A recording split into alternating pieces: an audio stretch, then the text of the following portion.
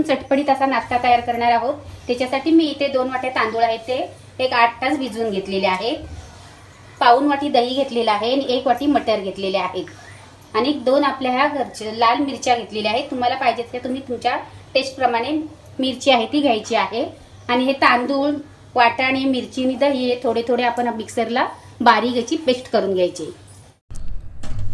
मिक्सरच्या भांड्यामध्ये थोडे तांदूळ, 1 मिरची, वाटाणे आणि दही घालून याला मिक्सरला एकदम बारीक अशी पेस्ट करायची, पाणी घालायचं नाही याच्यामध्ये। अशा प्रकारे सर्व तांदूळ आहेत ते वाटून घेतलेले आहेत, त्यांना आपण चांगले व्यवस्थित असे मिक्स करून घ्यायचे। चवीप्रमाणे मीठ, अर्धी वाटी गाजर म्हणजे 4 चमचे, छोटा 1 कांदा, बारीक चिरलेला अर्धा टोमॅटो, कोथिंबीर याला मिक्स करून घ्यायचं। परफेक्ट असं आपलं मिश्रण तयार झालेलं आहे। तुम्हाला वाटलं आपलं मिश्रण आहे ते घट्ट झालेलं आहे तर 2 चमचे पाणी किंवा 1 चमचा दही घालायचं। एक 5 मिनिटं याला झाकण मारून ठेवून द्यायचं साईडला। एक 5 मिनिटानंतर हे इनोचं 1 पॅकेट आहे त्यातलं मी अर्ध घालणार आहे, म्हणजे अर्धा चमच घालणार आहे आणि त्याच्यावरती 1 चमचा पाणी घालायचं इनो ॲक्टिवेट होण्यासाठी आणि चांगलं व्यवस्थित असं मिक्स करून घ्यायचं आहे। इनो आहे तर सर्व पिठाला व्यवस्थित लागलं पाहिजे। इनो घातल्याच्या नंतर ह्याला आपल्याला साईडला ठेवून द्यायचं नाही, लगेचच आपल्याला नाश्ता आहे तो बनवायला घ्यायचा आहे। इथे मी पॅन गरम करायला ठेवलेला आहे। पॅन गरम झालं की त्याच्यावरती आपल्याला तेल घालायचं आहे, 1-2 चमचे छोटेवाले। तेल गरम झालं की राई, तीळ, कढीपत्ता, हिंग 2 पिंच मिक्स घालताना आपण चांगलं व्यवस्थित असं मिक्स करून घ्यायचं। असं त्याला व्यवस्थित असं मिक्स करून घ्यायचं।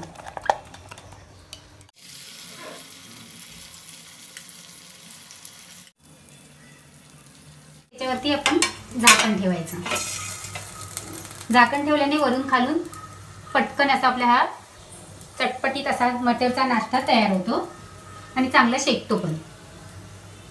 बघू शकता तुम्ही आपला कसा एका साईडने शेकलेला आहे तो, त्याला आपण आता दुसऱ्या साईडने पलटी करायचा। पटकन तो असा उचलतो वरती।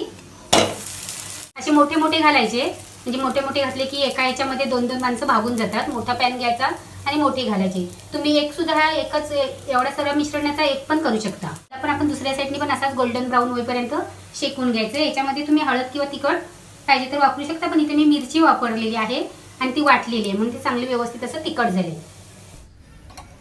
बघू शकता तुम्ही दोन्ही साईडनी कसा आपला खरपूस असा भाजलेला आहे तो। झटपट असा आपला गरमागरम नाश्ता खाण्यासाठी तयार आहे।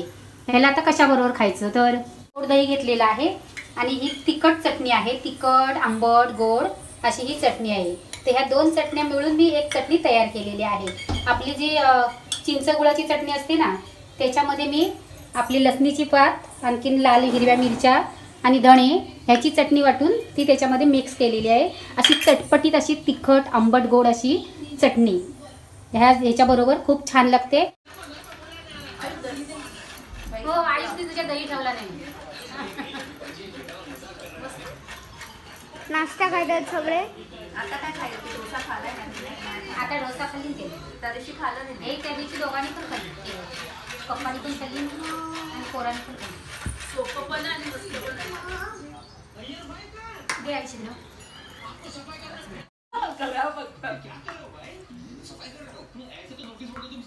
बाबा आवडलं तुम्हाला? हा आज संडे आहे, मी आंघोळ नाही गेले पण मला फटफट खायला भेटते गरम गरम, माझं नशीब। मग काय अक्कच बुडून खात असतं काय? चांगलं ना भाऊ, मस्त ना मस्त। हा बघितलं असतं। हा हा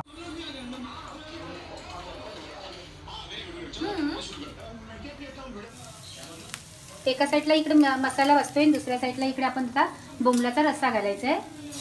तेल टाकलं, त्याच्यामध्ये 2 चमचे तेल घातलेलं आहे। तेल गरम झालं की त्याच्यामध्ये कढीपत्ता घालायचा आणि थोडीशी कोथिंबीर आणि हे वाटण आपलं आहे वाटलेलं ते वाटण। 2 वाट्या ओलं खोबरं, 1 छोटासा कांदा, ओली मिरची, कोथिंबीर, धणे आणि लसूण आणि आलं ह्याचं हे वाटण आहे।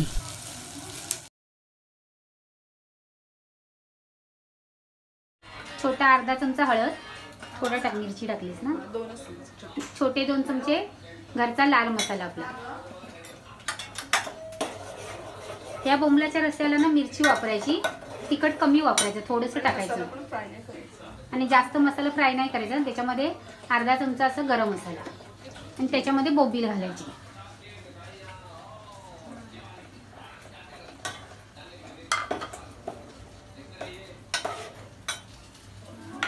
त्याच्यामध्ये आपण कोकम घालायचं आहे. जसे तुमचे कोकमा आंबट असतील त्या पद्धतीने तुम्ही कोकम घालायचं आहे. आणि त्याच्यामध्ये आपल्याला पाणी ओतायचं आहे. त्याच्यामध्ये मसाल्याचं भांडं धुवून पाणी घालायचं आणि जेवढं आपल्याला पाणी पाहिजे तेवढं एकसाथ ओतायचं बोंबील शिजवायला. आणि बोंबील जरा चांगले शिजवायचे, त्याचा अर्क आला पाहिजे रस्त्यामध्ये, तरच तो रस्सा आहे तो चांगला लागतो. चवीप्रमाणे मीठ घालायचं. आपल्या इकडे बोंबलाचा रस्सा शिजतोय तोपर्यंत इकडे आपण दुसऱ्या साईडला मच्छी आधी घालून घ्यायचे. ही घोळीची मच्छी आहे, हिला चांगली 2-3 वेळा स्वच्छ धुवून घेतलेली आहे आणि एकदा मिठाच्या पाण्याने धुवून घेतले म्हणजे त्याचा उग्र सुवास जातो. आणि हिला मार्केटमधूनच कापून आणलेले. त्याच्यावरती अर्धा चमचा हळद, 3 चमचे छोटे घरचा लाल मसाला. सुनबाई आमच्या मच्छी खूप छान बनवतात. आणि 1 चमचा गरम मसाला. तिला असं मस्तपैकी असा गरम मसाला टाकायचा म्हणजे ती छान होते, टेस्टला खूप छान होते. आणि सुक्या खोबऱ्यातच करायचे. सुक्या खोबऱ्याचं वाटण तयार केलेलं आहे. सुक्या खोबऱ्याला सगळ्यात मच्छीला लावायचं गरम मसाला जास्त.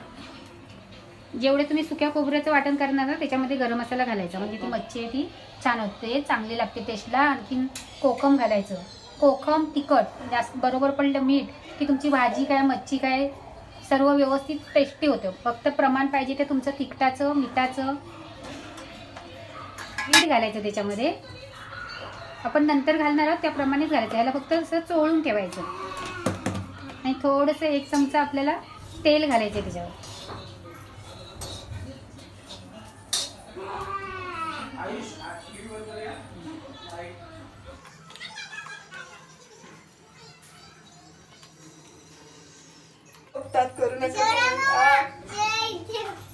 कशाला चोरा मम्माला? खोबऱ्याची वाटी संपली काय? हा, आम्ही ना असं किचन पुसतो आणि किचनवरच सर्व कापतो म्हणजे जास्त भांडी पडत नाहीत घासायला. असं कापून घ्यायचं आणि नंतर मग किचन धुवून टाकायचं जेवण बनवून झाल्याच्या नंतर. कढई गरम झाली त्याच्यामध्ये तेल घालायचं. तेल तुमच्या आवडीप्रमाणे. इथे मी 2 बुदल्या त्या तेलातल्याच घातलेल्या आहेत. या मच्छीसाठी हे वाटण आहे, हे कांदा भाजलेला आहे आणि खोबरं भाजलेलं आहे. त्याच्यामध्ये कोथिंबीर आणि मिरची वाटलेली आहे तिखट होण्यासाठी. त्याच्यामध्ये लसूण घालायचे, कोथिंबीर, भाजलेलं वाटण आहे ते वाटण.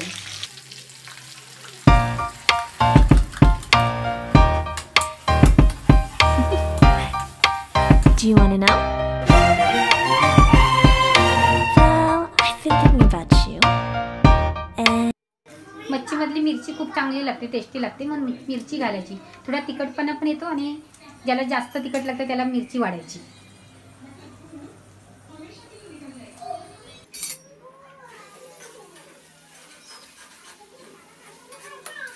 त्याच्यामध्ये मच्छी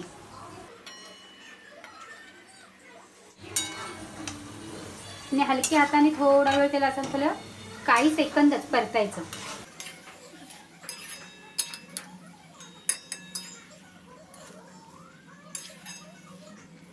जास्त नाही हलवायचं, ती कुस्करून जाते. त्याच्यामध्ये पाणी घालायचं, धुण्यासाठी पाणी घालायचं आहे. आणि जेवढं तुम्हाला पाहिजे असेल त्याच्यामध्ये मसाला ग्रेव्ही पाहिजे असेल त्या पद्धतीने तुम्ही त्याच्यामध्ये पाणी घालायचं आहे.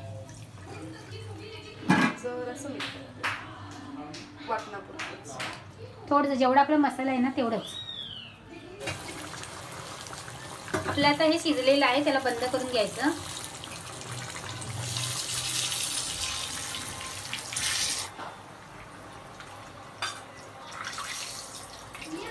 गॅस बंद कर.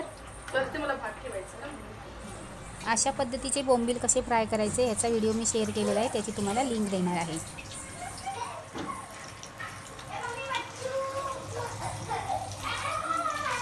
थोडा वेळ थांब.